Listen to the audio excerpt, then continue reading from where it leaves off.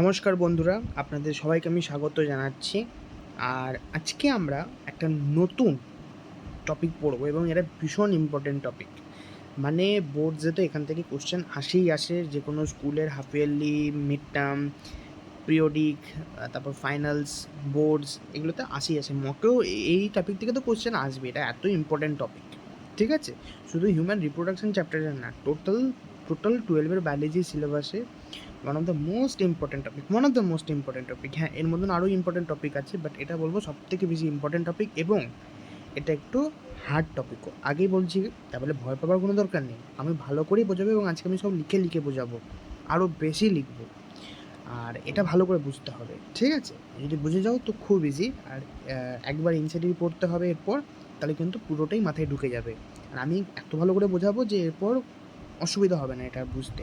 এটা কিন্তু অনেক স্টুডেন্টরাই কী বলবো, মানে অসুবিধা ফেস করে এটাতে পড়ার জন্য। তো কিছু আর বেশি কথা না বলে শুরু করা যায়। তো আজকে আমরা যেটা শুরু করতে যাচ্ছি সেটার নাম হচ্ছে মেনস্ট্রুয়াল সাইকেল। ঠিক আছে, মেনস্ট্রুয়াল সাইকেল। মেনস্ট্রুয়াল সাইকেল মানে কি? যে ফিমেলের যে বডি হয় না, ফিমেলের বডি সবসময় এই আশায় বসে থাকে যে একটা স্পার্ম আসবে আর ওভামকে ফার্টিলাইজ করবে, বা বলতে গেলে স্পার্ম আসবে আর সেকেন্ডারি ওসাইটকে ফার্টিলাইজ করে ওভাম রিলিজ করাবে। এটা একটা ফিমেল বডি সবসময় আশায় বসে থাকে। এই যে আশাটা আছে ফিমেল বডির, এর জন্য কি হয় যে সে তার এন্ডোমেট্রিয়াম লেয়ারটাকে বাড়াতে থাকে। এন্ডোমেট্রিয়াম আগেই বলেছি যে ইউটেরাসের একটা লেয়ার। এন্ডোমেট্রিয়াম লেয়ারটাকে, বা বলতে বলতে পারি যে ইউটেরাসের লেয়ারটাকে সে স্ট্রং করতে থাকে, সে থিকেন করতে থাকে ইউটেরাসের লেয়ারটা। কেন না?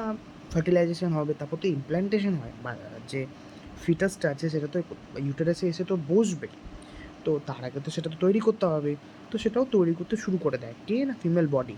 কিন্তু যখন ফার্টিলাইজেশন হয় না, স্পার্ম অ্যারাইভাল হয় না, তখন ফিমেল বডি কী করে না, যে এন্ডোমেট্রিয়াম লেয়ারটা তৈরি করেছিল, সেটাতে আসলে এন্ডোমেট্রিয়াম লেয়ার মানে কি, এটা ব্লাড ভেসেলসের একটা পুরো লেয়ার। তো সেটাকে ফিমেল বডি তখন সেট আপ করে দেয়, ভেঙে দেয়।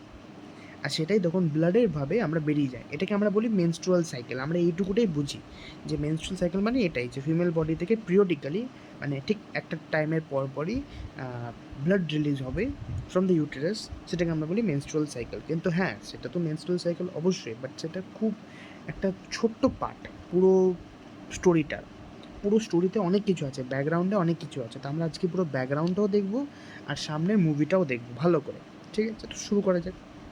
কি শুরু করছে না, মেনস্ট্রুয়াল সাইকেল। ঠিক আছে, তো ইন্ট্রোডাকশন তো দিয়ে দিলাম। আচ্ছা, এইবার এই ছবিটাই তোমাদের দেখবে এনসিটিতে আছে। আমি এটা নেট থেকে নিয়েছি, বাইজুস থেকে, বাইজুসের ওয়েবসাইট থেকে। তো এটাই দেখবে এনসিটিতে আছে, দেখেই ঘাবড়ে যাবে কেউ যে এটা কী, জিনিসটা কী। তা আমি আগে এটাকে আমি সুন্দর করে না একটুখানি হাতে লিখি, তাহলে তোমরা বুঝতে পারবে যে ব্যাপারটা কী। দেখো, তো এবার আমি শুরু করছি এটাকে হাতে এঁকে তোমাদেরকে ভালো করে আমি বোঝাবো। ঠিক আছে, তো আমি লাইনগুলো এঁকে নিই ভালো করে। লাইনগুলো এঁকে নিলে কী হয়, আরও আলো ইজি করে আমি বোঝাতে পারবো। তো চলো শুরু করা যাক। ঠিক আছে, আগে আমি এটার জন্য এঁকে নিলাম। আচ্ছা, এখানে আমি ইউটেরাস আর ওভারি, প্রথমে আমি এই দুটো জিনিস বোঝাবো যে ইউটেরাসে কী কী হয় আর ওভারিতে কী কী হয়। তো এখানে আমি লিখলাম বড় বড় করে ইউটেরাস, আর এখানে আমি লিখলাম বড় বড় করে ওভারি। ঠিক আছে, আসলে এই যে এইখানে ইউটেরাসের কথা বলা আছে আর এখানে ওভারিয়ার কথা বলা আছে, এখানে দুজনের হরমোনসের নিয়ে বলা আছে। এটা আমি বলবো, বাট পরে বলবো। আগে আমাকে বোঝাতে হবে যে ইউটেরাস আর ওভারিতে আলাদা আলাদা করে কী কী হয়। ঠিক আছে, তারপরেই মোটা বোঝালে, মানে বোঝাতে আমার সুবিধা হবে। আচ্ছা, মোস্টলি যে পিরিয়ডিকের যে মানে মেনস্ট্রুয়াল সাইকেলের যে টোটাল পিরিয়ডটা, সেটাকে ইউজুয়ালি ধরা হয় যে 1 থেকে 28 বা 29 ডেজ ধরা হয়। ঠিক আছে, বা তুমি 30 ডেজ ধরতে পারো। ঠিক আছে, আচ্ছা, এই গ্যাপটা ধরা হয়। আচ্ছা, এর মাঝখানে একটা ডে আসবে নিশ্চয়ই, সেটাকে আমরা বলি কত, 15 হবে বা 14 হবে। তো আমি এটাকে 15 বলবো। ঠিক আছে, মাঝখানে ডেটাকে আমি 15 বলবো। তো এখানে একটা 15 ডে আসবে। ঠিক আছে, 15 ডে আসবে। ঠিক আছে, আচ্ছা, তো টোটাল এটা হলো ওভারি আছে, ইউটেরাস আছে, আর ডেজ আমি বললাম যে 1 থেকে 28 বা 29, মাঝখানে একটা 15th ডে একটা আসবে। আচ্ছা, তো প্রথমে কী হবে, দেখো প্রথমে কী হয় যে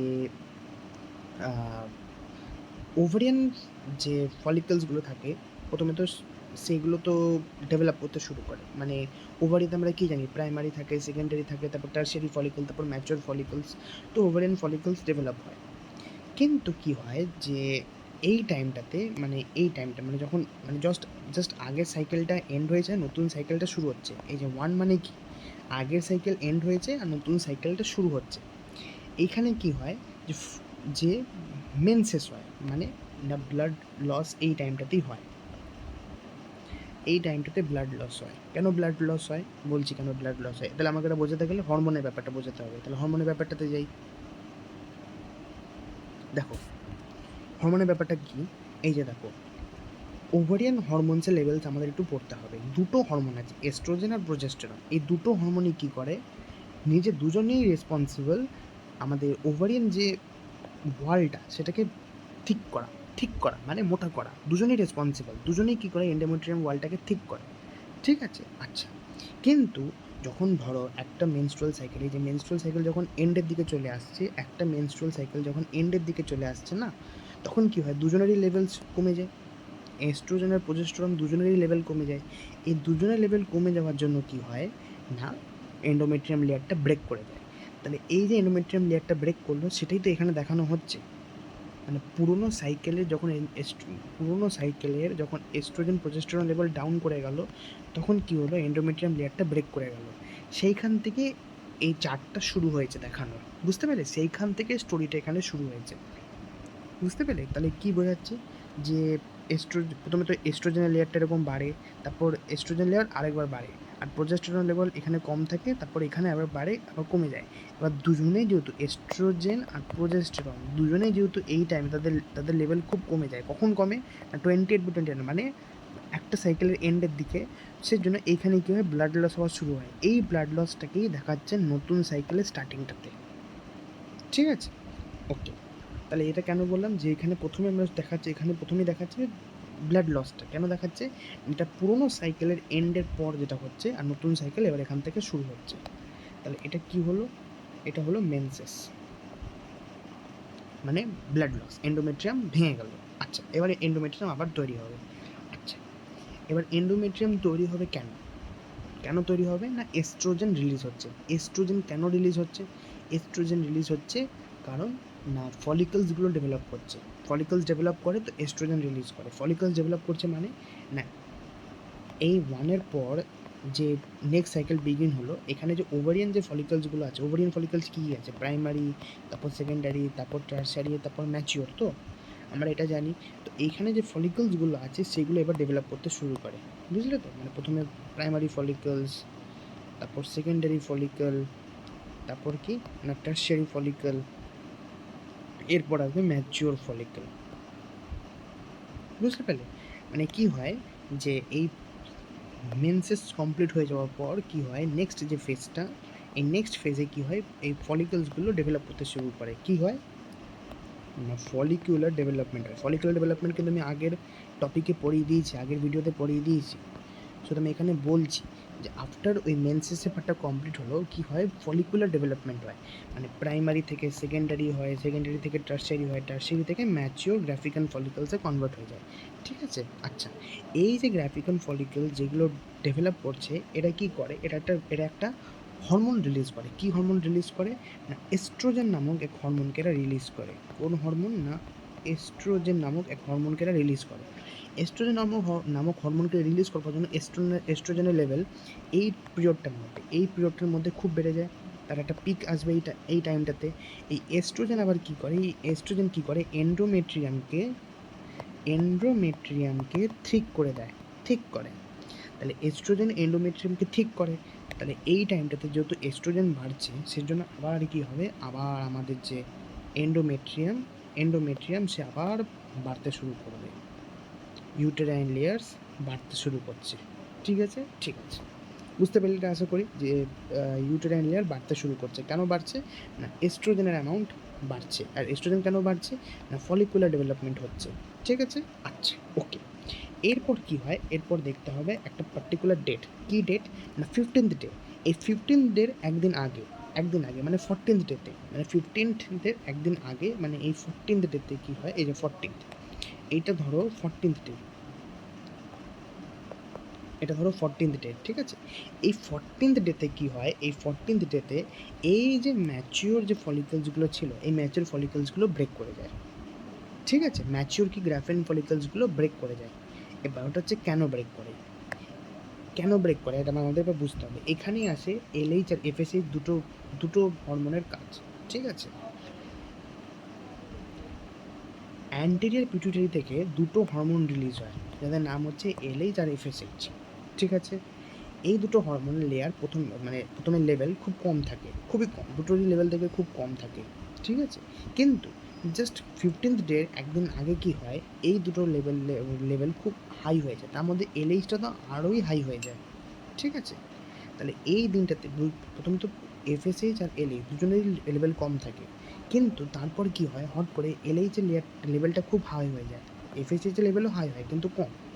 এই টাইমটাতে এলএইচ হাই হয়ে যায়, বেশি হাই, আর এফএসটা একটু কম হাই হয়, মানে এলএইচের আছে সার্জ, এলএইচের আসে সার্জ।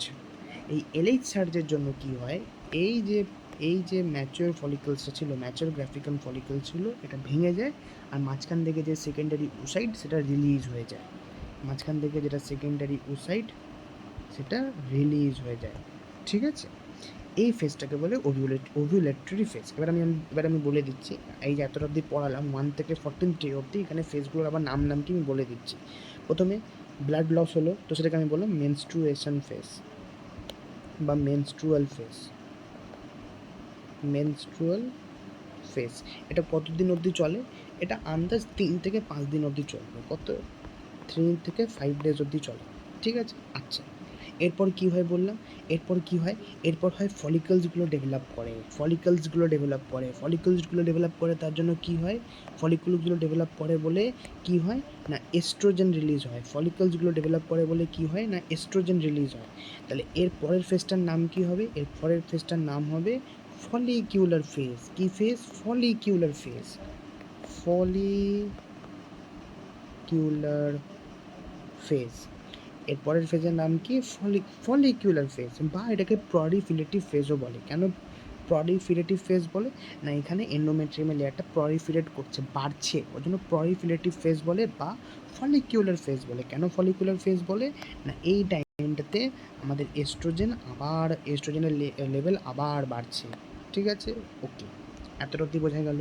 আমি আবার বলছি, 1 থেকে 14th ডে অবধি কী হয়। আচ্ছা, এই যে 14th ডেতে যেই কাজটা হলো, কী কাজ হলো না, এলএইচ আর এফএসএইচের লেভেল যেটা দুটোই কম ছিল, দুজনেই সার্জ হলো।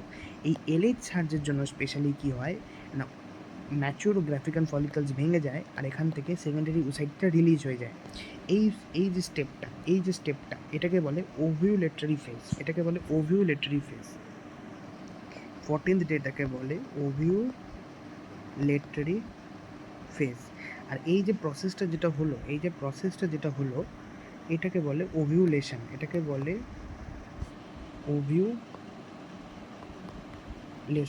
বুঝতে পেরে গেলে, আশা করি বুঝতে পারলাম, ঠিক আছে? যে 14th ডেতে হয় ওভিউলেটরি ফেজ, আর এই প্রসেসটাকে বলে ওভিউলেশনে কী হয়, ম্যাচিওর গ্রাফিকান ফলিকলস থেকে কী রিলিজ হয়, ওভাম কেন রিলিজ হবে, সেকেন্ডারি ওসাইটটা রিলিজ হয়ে যায়, ঠিক আছে? এইটুকুটা আমি আবার বলছি, এইটুকুটা আমি আরেকবার বলছি, ঠিক আছে? কি বললাম আমি এতক্ষণ ধরে, যে পুরো মেনস্ট্রুয়াল সাইকেলটা 1 থেকে 29th ডে অবধি ধরা হয়, এর মাঝখানে 15th ডে আসে, ঠিক আছে? কিন্তু 15th ডেতে কিছু হয় না, তার একদিন আগে 14th ডেতে কিছুটা কাণ্ড হয়, সেটা জানার জন্য আমরা আগে 1 থেকে দেখছি। প্রথমেই কী হয়, ইউটেরাসের সব কাজের জন্য দুটো হরমোন রেসপন্সিবল আছে, কে না এস্ট্রোজেন আর প্রোজেস্টেরন। এই এস্ট্রোজেন আর প্রোজেস্টেরনের লেভেল আপ ডাউন করতে থাকে, ঠিক আছে? প্রথমে এস্ট্রোজেনের লেভেল হাই হয়, তারপর আবার কমে, তারপর আবার হাই হয়, তারপর আবার কমে যায়। আর প্রোজেস্টেরন লেভেল প্রথমে কম থাকে, কিন্তু তারপর হাই হয়ে যায়, আবার কমে যায়। এই দুজনের লেভেল কিন্তু কী হয়, যখন প্রথম একটা সাইকেলের এন্ড হয়, ঠিক 20th বা 29th ডেতে দুজনেরই লেভেল কমে যায়। এই দুজনেই কিন্তু রেসপন্সিবল এন্ডোমেট্রিয়াম লেয়ারের ফর্মেশনের জন্য। দুজনেই যেহেতু লেভেল কমে যায়, ওই জন্য আমরা যখন সাইকেলটা শুরু হয় নতুন করে, তখন আমরা কী দেখি, যে এন্ডোমেট্রিয়ামের লেয়ার ব্রেক করে যায় আর মেনসেস হয়ে যায়, মানে ব্লাড ফ্লো হয়ে যায়, ঠিক আছে? এই ফেজটাকে বলছে মেনস্ট্রুয়াল ফেজ, যেটা 3 থেকে 5 দিনের মতন চলে। ঠিক আছে? এরপর নতুন সাইকেল শুরু হলো, মানে আবার মেনস্ট্রুয়াল, মানে এরপর কী হয় না, আবার এন্ডোমেট্রিয়াম লেয়ারটা তৈরি হতে শুরু করে। এবার এই যে এন্ডোমেট্রিয়ামের লেয়ারের যে ফর্মেশনটা হচ্ছে, এর জন্য কী দরকার না, এস্ট্রোজেনের রিলিজ হওয়া দরকার। এস্ট্রোজেনের অ্যামাউন্ট যেন বাড়তে থাকে, এস্ট্রোজেনের অ্যামাউন্ট বাড়তে থাকে। তো এস্ট্রোজেন কারা রিলিজ করে না, ফলিকুলার যেটা ডেভেলপমেন্ট যখন হয়, ডেভেলপিং ফলিকলস যেগুলো হয়, এই ডেভেলপিং ফলিকলসগুলো কী করে না, এস্ট্রোজেনকে রিলিজ করে। Primary follicle, secondary follicle, tertiary follicle, mature follicle. এই যে ফলিকলসগুলো ডেভেলপ করছে, এরা কী করে, এস্ট্রোজেনকে রিলিজ করে। এই এস্ট্রোজেন কী করে, এই এন্ডোমেট্রিয়াম লেয়ারটাকে আবার তৈরি করতে শুরু করে, যেটা আগের সাইকেলে ভেঙে গেছিলো। ঠিক আছে? এই ফেজটাকে বলছে ফলিকুলার ফেজ, কেননা ফলিকলসগুলো ডেভেলপ করছে। ঠিক 15th ডের একদিন আগে, 14th ডেতে, এটা কিন্তু 15th ডের একদিন আগেই কিন্তু সবসময় হয়। ঠিক আছে? এটাকে মনে রাখবে, ওই জন্য আমি 14th ডে আলাদা করে লিখলাম। এই সময়টাতে কী হয়, ওভিউলেশন বলে একটা কাজ হয়। ওভিউলেশন বলে কাজ হয় মানে কি, এই সময়টা কী হয়, ওভারির যে দুটো ওভারি, এবার ইউটেরাসে যেরকম দুটো হরমোন, ইউটেরাসের দুটো হরমোনের নাম কি, এস্ট্রোজেন আর প্রোজেস্টেরন। ওভারির দুটো হরমোনের নাম কি, ওভারির দুটো হরমোনের নাম হচ্ছে লিউটেনাইজিং হরমোন আর ফলিকল স্টিমুলেটিং হরমোন। এই luteinising hormone, follicle stimulating hormone, এদের দুজনেরই লেয়ার এই সময়, এই দুজনেরই লেভেল এই দুটো টাইমে কম থাকে, মানে এইটুকু টাইমটাতে কম থাকে, এই 1 থেকে 14th ডে অবধি কম থাকে। কিন্তু 14th ডেতে আসে কী হয়, এলএইচ আর এফএসি দুজনেরই সার্জ দেখা যায়, দুজনেই হাই হয়ে যায়, হট করে হাই হয়ে যায়। এই দুজনেই হট করে হাই হয়ে যাওয়ার জন্য কী হয়, আর এলএইচটা স্পেশালি সার্জে আসে, যেন এই সার্জটাকে এলএইচ সার্জ বলা হয়। এফএইচ সার্জটাকে অতটা এখানে দেখা হয় না, এলএইচটা বেশি দেখা হয়। যে এলএইচ এত বেশি সার্জ হয়ে যায়, যার জন্য কী হয়, এলএইচ কী করে, এই ম্যাচুরাল গ্রাফিকান ফলিকলসগুলোকে বলে যে তুই ভাঙ, আর সেকেন্ডারি ওসাইটকে রিলিজ করে দে। এই যে প্রসেসটা, যেখানে এলএইচ সার্জের জন্য ম্যাচোগ্রাফিকান ফলিকল থেকে সেকেন্ডারি ওসাইট রিলিজ হয়, সেটাকে বলছে ওভিউলেটরি ফেজ। আর সেই প্রসেসটাকে বলছে ওভিউলেশন। এতটা অবধি ঠিক আছে? আচ্ছা, এরপর কি হচ্ছে, এরপর তো এই এন্ডোমেট্রিয়ামের লেয়ার তো তৈরি হতেই থাকছে, বাড়ছে। ঠিক আছে? আচ্ছা, আর এই যে ফলিকলসগুলো তৈরি হয়েছিল, মানে ফলিকলসগুলো তৈরি হয়ে যে ভেঙে গেল, এরপর তো সেকেন্ডারি ওসাইট তো বেরিয়ে গেল। এরপর গ্র্যানুলোসার সেলস আর থিকা সেলস, যে সেলসগুলো আছে, সেগুলো থেকে একটা তৈরি হয় কর্পাস লিউটিয়াম। এরকম করে একটা কর্পাস লিউটিয়াম একটা জিনিস তৈরি হয়। ঠিক আছে? এই কর্পাস লিউটিয়ামও ধীরে ধীরে ছোটো হতে থাকে। ঠিক আছে? আর এই কর্পাস লিউটিয়ামও ধীরে ধীরে ডিজেনারেট হয়ে যায়। এটা কি না, কর্পাস লিউটিয়াম। এই কর্পাস লিউটিয়াম এই সেকেন্ডারি ওসাইট বেরিয়ে যাওয়ার পর যেইটুকু বেঁচে থাকে, সেখান থেকে তৈরি হয়। আর ধীরে ধীরে এটাও ভেঙে যায়, এটাকে বলে ইয়েলো বডি। এর মধ্যে মোস্টলি নিউট্রিয়েন্টস থাকে, এই জন্য আমি ইয়েলো কালার এটা দেখালাম। আর এটাও ধীরে ধীরে ডিজেনারেট হয়ে যায়। এই যে কর্পাস লিউটিয়াম আছে না, এই কর্পাস লিউটিয়াম কিন্তু এস্ট্রোজেনও রিলিজ করে, সাথে সাথে প্রোজেস্টেরনও রিলিজ করে দেয়। আর এই প্রোজেস্টেরন রিলিজ হয় বলে, মানে প্রোজেস্টেরন এখানে কিন্তু বেড়ে যায়, প্রোজেস্টেরনের লেভেল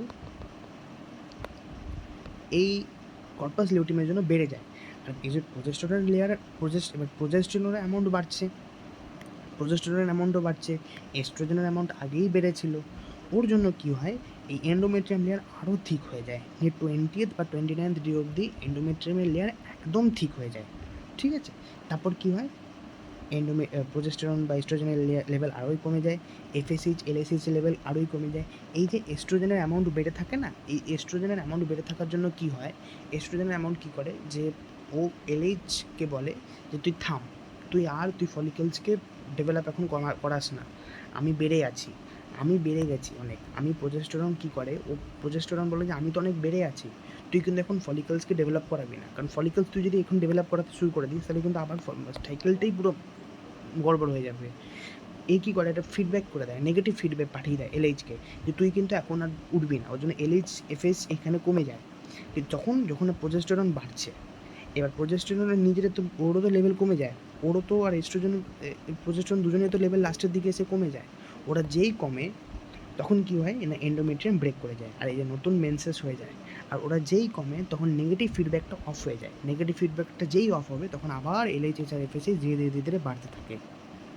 বুঝলে? এইটাই হচ্ছে পুরো সাইকেলটা।